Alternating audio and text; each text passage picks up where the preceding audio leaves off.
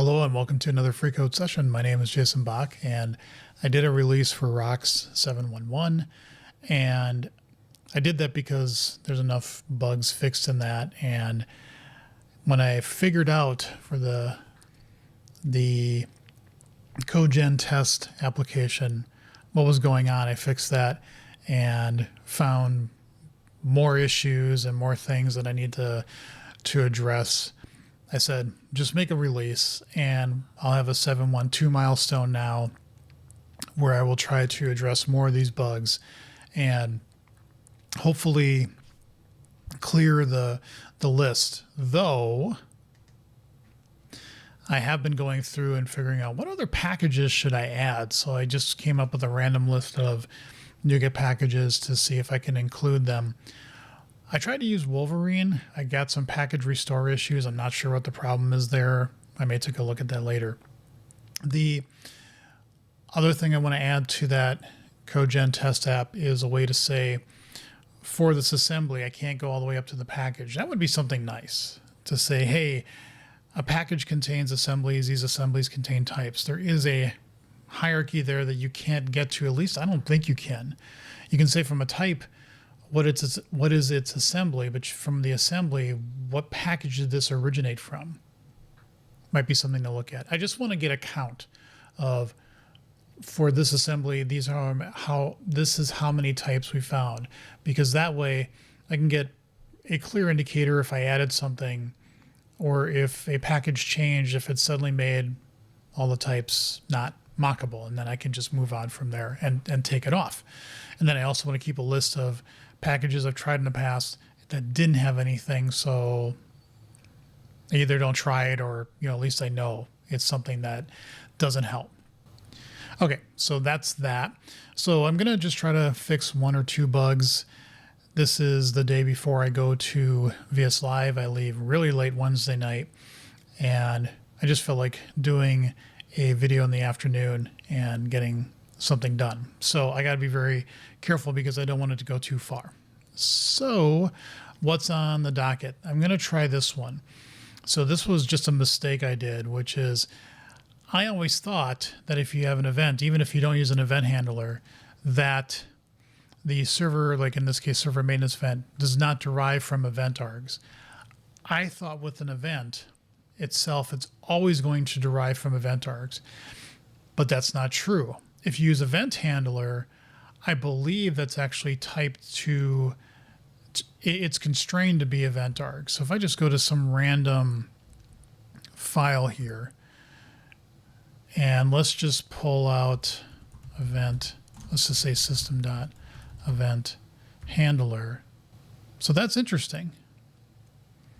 An event handler, oh, that's right. Okay, that's it. So if you look at object here, and then if I click on this, it just says t-event args.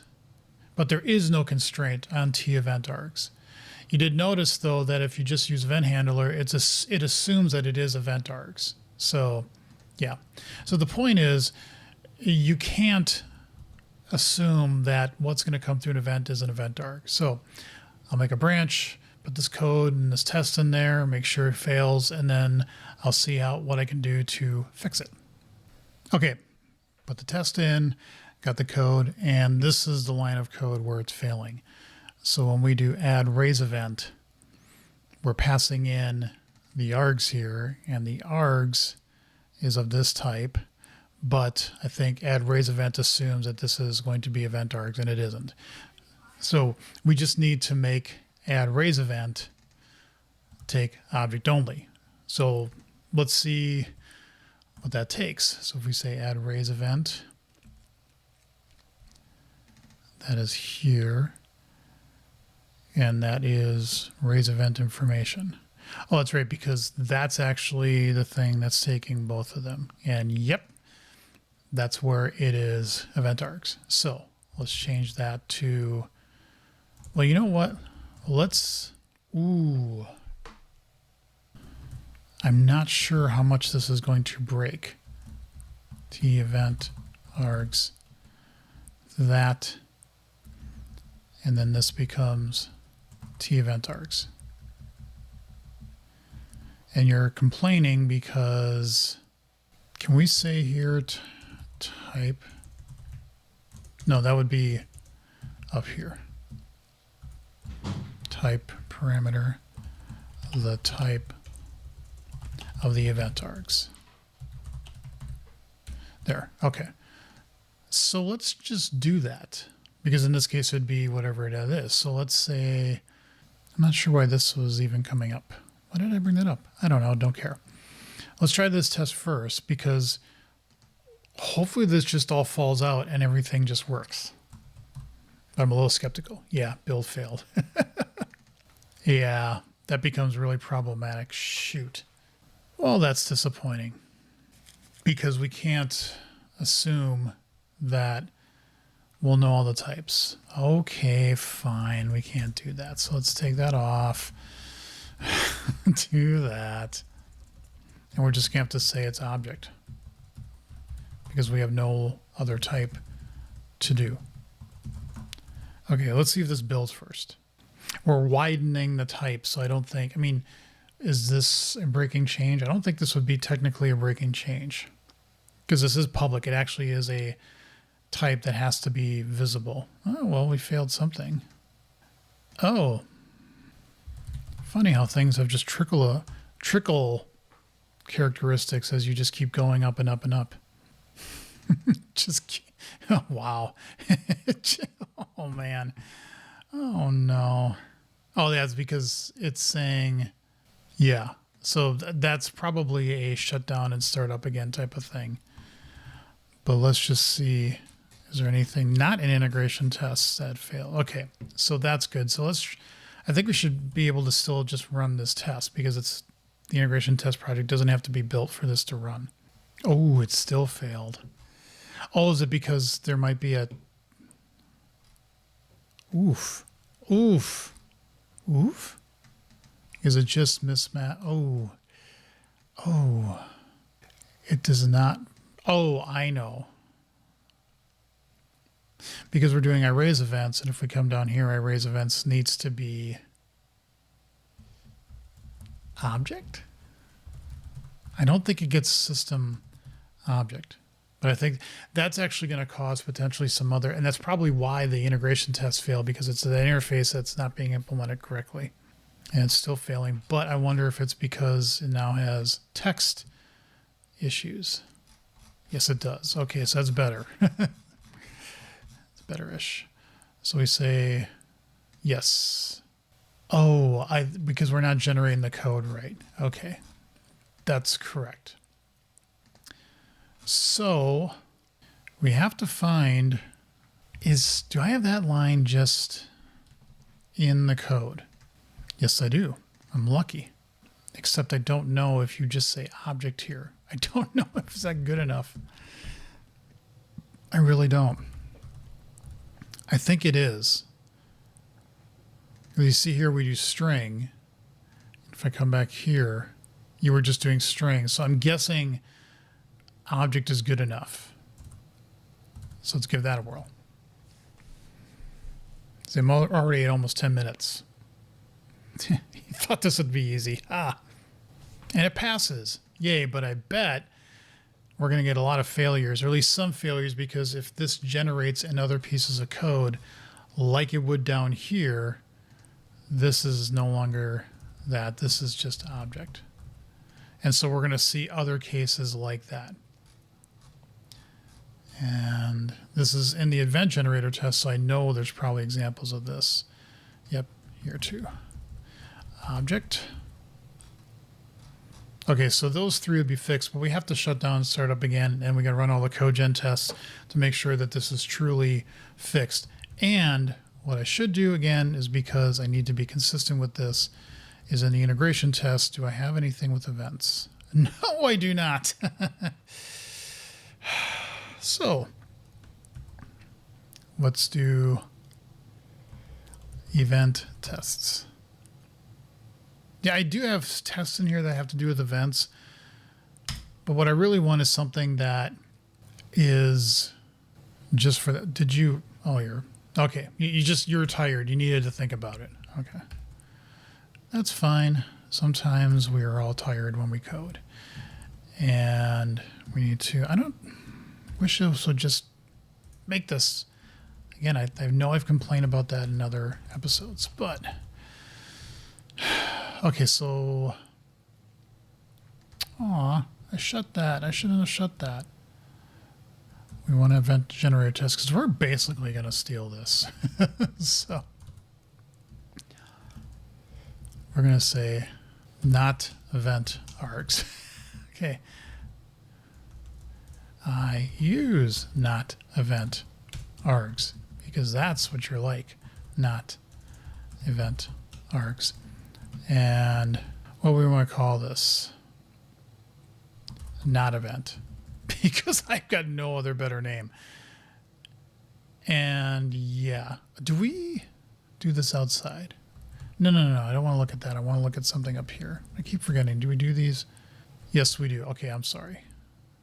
I forget my own standards. Because, you know. Okay, so I just want to pick something simple. Let's do this. Public static void. What are we calling these? Declare. I don't. Let's just say create. Because when I say var, expectations is equal to rock create of I use not event args. Right? And actually, expectations, let's do this. Methods A raises not event. And we can put in new, except we're going to say var event args is equal to new not event args. Because why not? We're going to just put those in there. Except that. And then we're going to say var mock is equal to expectations instance mock.a, except we're going to need to hook the event. Mock not event plus equals. Yeah, so this should be sender args.